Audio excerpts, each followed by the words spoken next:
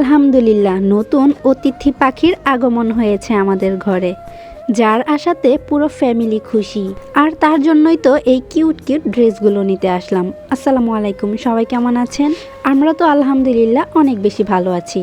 এই তো ভাবিকে নিয়ে যাচ্ছে অপারেশন থিয়েটারে, যেটা আমাদের জন্য অনেক বেশি ভয়ঙ্কর ছিল। মানে আমরা অনেক বেশি আতঙ্কের ছিলাম।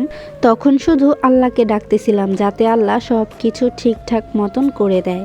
এখানে আমি ছিলাম, আম্মু ছিল, আর আমার ভাবির একজন কাকি ছিল, ভাইয়াও ছিল। তবে ভাইয়া বাহিরে ছিল, কারণ এখানে পুরুষ লোক অ্যালাউড করে না। আর এই দিক দিয়ে ভাইয়া কিছু ফর্মালিটিস পূরণ করে দিল। আর এই সময়টায় ভাইয়াও অনেক বেশি নার্ভাস ছিল আর বলতেছিল কিছু হবে না। তো যাই হোক, অনেক টেনশন চিন্তার পরে আল্লাহর অশেষ রহমতে একজন ছেলে হয়েছে। বাবুকে প্রথম আম্মু নিয়েছিল, দেন আম্মু বলতেছিল আগে টাকা দিতে হবে তারপর বাবু নিতে হবে। তো ভাইয়া আগে আম্মুকে টাকা দিয়ে দেন তার সন্তানকে প্রথম কোলে নিল। আর এই সময়টায় কেমন ফিল হয় সেটা একজন বাবা ছাড়া কেউই বুঝতে পারবে না। ভাইয়া তো অনেক বেশি খুশিতে তার মুখ দিয়ে কথাই আসতেছে না। তো আম্মু সাইড দিয়ে বলতেছিল এখন বাবুর কানে আজান দিতে হবে। তো ভাইয়া আম্মুর কথা সেটাই করলো। যাই হোক, তো বাবুকে এখন আমরা রেখে একটু চলে যাচ্ছি নিচে, কারণ সকাল থেকে আমরা কিছুই খাইনি টেনশনে। আর ভাগ্যক্রমে ওই দিনও হসপিটালে তেমন একটা মানুষ ছিল না। এমনিতে তো অনেক বেশি ভিড় থাকে, তবে আমরা যখন ছিলাম তখন তেমন একটা ভিড় ছিল না। খুব শান্তিতেই আমরা সব কিছু করতে পারছি। দেন আমরা চলে আসলাম একটা চায়ের দোকানে। আম্মু বলতেছিল কি খাবি? তো আমি বলতেছিলাম যে সকাল থেকে যেহেতু কিছু খাইনি, তো চা রুটিও এখন খেতে ইচ্ছে করবে না। তো ভাইয়া বললো সামনে একটা হোটেল আছে, আমরা না হয় হোটেলে যেয়ে খাই। আমিও ভাইয়ার কথায় ওকে বলে দিলাম। দেন একটা রিক্সা নিয়ে এখান থেকে চলে যাব একটু সামনেই। বিহারি ক্যাম্পের ওইখানে নাকি অনেক মজাদার বিরিয়ানি পাওয়া যায়। তো সেটার লোভেই এখন আমরা চলে যাচ্ছি রিক্সা দিয়ে উড়ে উড়ে।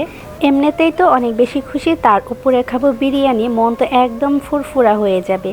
এই তো সেটাই সেই দোকান, বিহারি ক্যাম্পের মুসলিম বিরিয়ানি দোকানটা।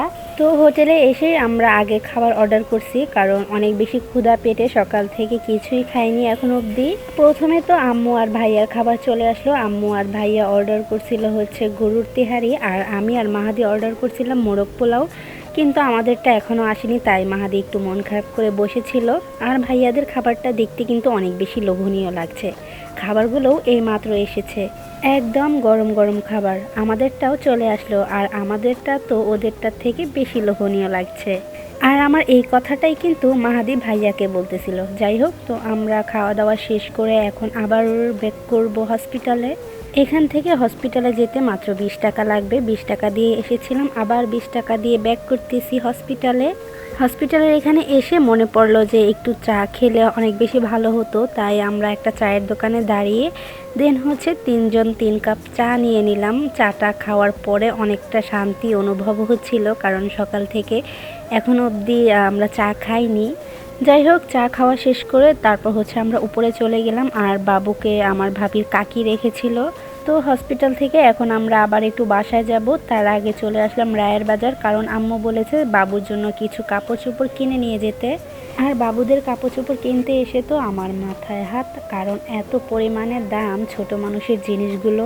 দাম হলেও কিনতে যেহেতু আসছি, তো কিনে তো নিয়ে যেতে হবে। এখানে ভাইয়া দেখতেছিল কোন জামাটা ভালো লাগে। প্রথমে যেই সেটটা দেখেছিল ওইটার সাথে জুতা সহ মাথার কানটুপি সহ ছিল, কিন্তু দামটা একটু অতিরিক্ত ছিল। তাই ভাইয়া বলল যে চল আমরা অন্য দোকানে যেয়ে দেখি ওইখানে কেমন। দেন আরেকটা দোকানে চলে আসলাম, আর এখানেও খুব সুন্দর সুন্দর ড্রেস ছিল। তারপর এই দোকান থেকে আমরা 3টা ড্রেস নিয়ে নিই, সাথে একটা কানটুপিও নিয়ে নিয়েছিলাম, কারণ আম্মু বলে দিয়েছিল একটা নিয়ে নিতে, কারণ এখন তো দিন ঠান্ডা। তো একজন বাবা তার সন্তানের জন্য অনেক কিছু শপিং করে নিল। শপিং করা হয়ে গেলে এখন আমরা চলে যাচ্ছি বাসায়। তো বাসায়ও আমাদের অনেক কাজ কাম আছে, অনেক কিছু পড়ে আছে গোছানোর মতো। সব কাজ কাম আমি আর বড় ভাই সেরে দেন হসপিটালে আরো যা কিছু লাগে সব কিছু নিয়ে আবার রাতের দিকে চলে যাচ্ছি। যাই হোক, তো সবাই আমার ভাতিজার জন্য দোয়া করে দিবেন। আজকের ভিডিওটা এখানেই শেষ করছি। সবাই ভালো থাকবেন, সুস্থ থাকবেন। আল্লাহ হাফেজ।